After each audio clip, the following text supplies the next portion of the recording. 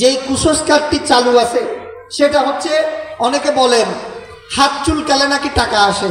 হাত চুলকালে কি আসে? টাকা আসে।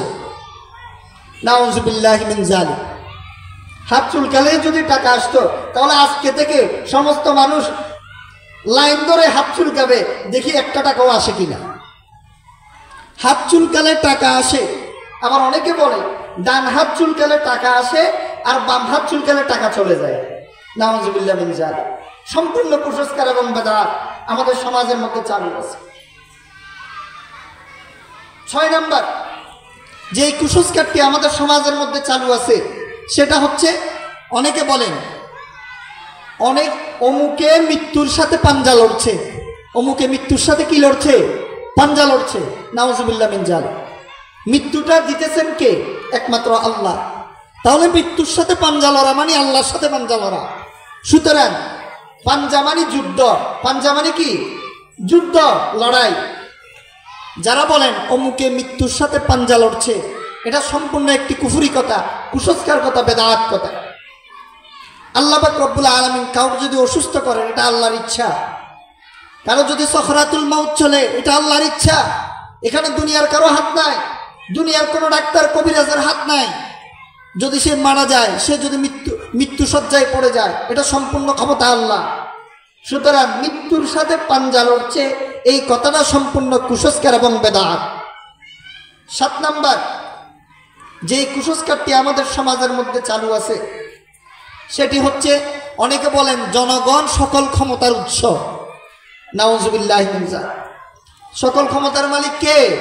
আল্লাহ, একমাত্র আল্লাহ। ইন্নাল্লাহা আলা কুল্লি শাইইন কাদির। সমস্ত ক্ষমতার মালিক আল্লাহ।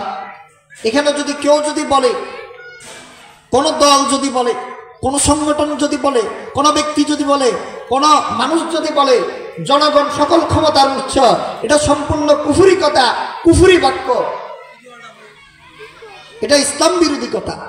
সুতরাং সমস্ত ক্ষমতার মালিক একমাত্র আল্লাহ, সমস্ত ক্ষমতার উৎস জনগণকে বলা যাবে না। 8 নাম্বার, আমাদের মধ্যে যারা চাকরিজীবী ভাইয়েরা আছেন বা অনেক বুদ্ধিজীবীর ভাইয়েরা আছেন, তারা অনেক সময় একটি কুফরি বাক্য উচ্চারণ করেন, money is the god, money is the second god. অর্থাৎ টাকা হচ্ছে দ্বিতীয় খোদা। নাউযুবিল্লাহি মিন যালিক।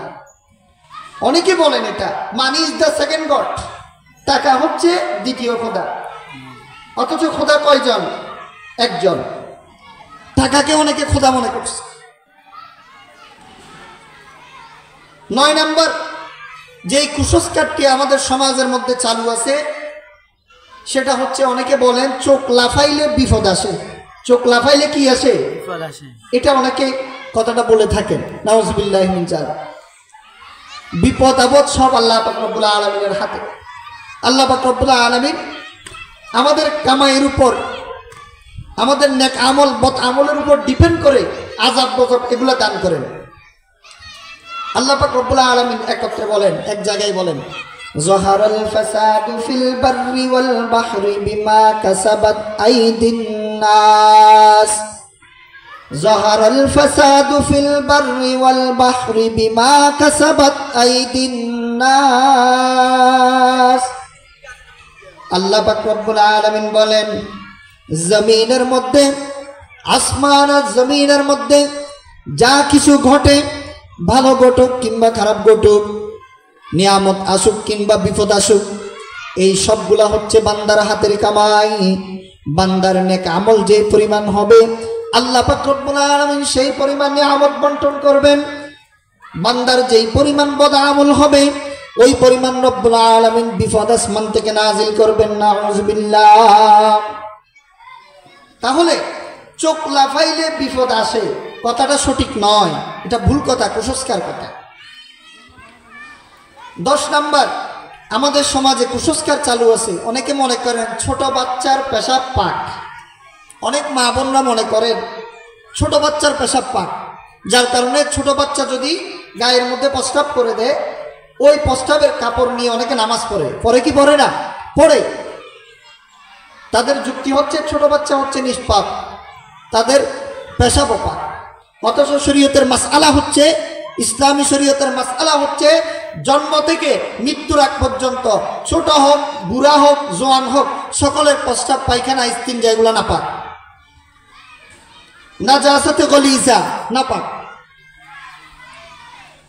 11 নম্বর যে কুসংস্কারটা আমাদের সমাজের মধ্যে চালু আছে সেটা হচ্ছে অনেকের জিহ্বার মধ্যে যদি হঠাৎ কামড় পড়ে, আমরা ভাত খাওয়ার সময়, কথা বলার সময়, নাস্তা খাওয়ার সময়, বিভিন্ন স্পটে বিভিন্ন জায়গায় হঠাৎ যখন জিহ্বার মধ্যে কামড় পড়ে আর হাসি আসে, তাহলে বলি তোমার এক ভাই সৌদি আরবের মধ্যে আছে, তোমার এক ভাই আমেরিকার মধ্যে আছে, সে মনে হয় তোমার কথা স্মরণ করছে, এই জন্য জিহ্বার মধ্যে কামড় পড়ছে।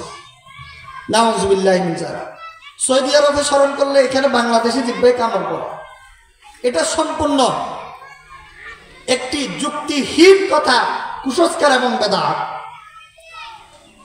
আল্লাহ তাআলা আমাদেরকে হেফাজত করুন। এরপর 12 নম্বর যে কুসংস্কারটা আমাদের সমাজের মধ্যে চালু আছে সেটা হচ্ছে কারো যদি বুড়া দাঁত পড়ে যায়, বুড়া দাঁত মারির দাঁত পড়ে যায়, তাহলে অনেকে মনে করে মারির দাঁত পড়লে মুরব্বী মারা যায়। নাউজুবিল্লাহ মিন যালিক। মারির দাঁত পড়লে কি মারা যায়? মুরব্বী মারা যায়। অনেকের এটা চিন্তা চেতনা, অনেকের ধারণা। চিন্তা করে দেখেন মারির দাঁতের সাথে নাকি মুরব্বীর সম্পর্ক, অথচ কতজনের আজ পর্যন্ত মারির দাঁত পড়ছে, সকলের মুরব্বী কিন্তু মরে নাই। আবার অনেকের মারির দাঁত তো দূরের কথা, সাধারণ যে দাঁত আছে সে দাঁতেই পড়ে নাই, কিন্তু তার মুরব্বী সব মরে সব সেপটা হয়ে গেছে। সুতরাং মারির দাঁত পড়লে মুরব্বী মরবে, এটা সম্পূর্ণ কুসংস্কার আর বেদাত কথা। এটা প্রচলিত কুসংস্কার সমাজের মধ্যে। আল্লাহ তাআলা আমাদেরকে হেফাজত করুক, সকলে বলুন আমিন।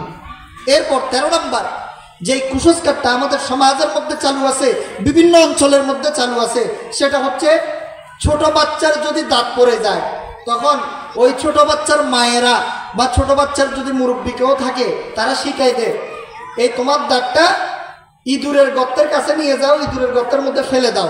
আরেকটা দোয়া পড়ো, কি দোয়া? ইঁদুর ভাই রে ইঁদুর ভাই, আমার মোটা দাঁতটা নিয়ে তোমার চিকন দাঁতটা আমাকে দিয়ে দাও। বলে কি বলে না? বলে।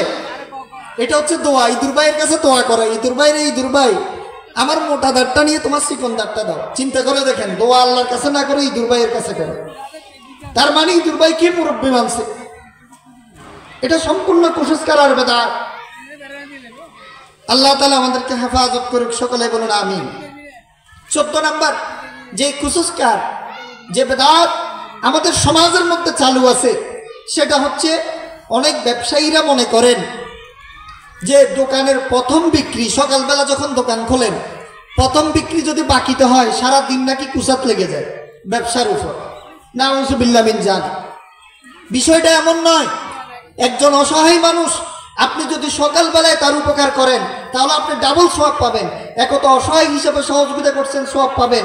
আর দ্বিতীয়ত এই কুসংস্কারের বিরুদ্ধে যুদ্ধ করে তাকে পাকি দিয়েছেন, এটার একটা সওয়াব আল্লাহ রাব্বুল আলামিন কবুল করলে আপনার আমলনামার অ্যাকাউন্টে যোগ করে দিবেন। সুবহানাল্লাহি ওয়া বিহামদিহি। সুতরাং কোন ব্যবসায়িক ভাইরা এটা মনে করবেন না যে প্রথম যদি বাকি বিক্রি করা হয় তাহলে আপনার ব্যবসার মধ্যে লস চলে আসবে, কুসাত নেমে আসবে। এটা সম্পূর্ণ ভুল ধারণা, ভুল চিন্তাধারা। আল্লাহ তাআলা আমাদেরকে এটা থেকে হেফাজত করুক, সকলেই বলুন আমিন।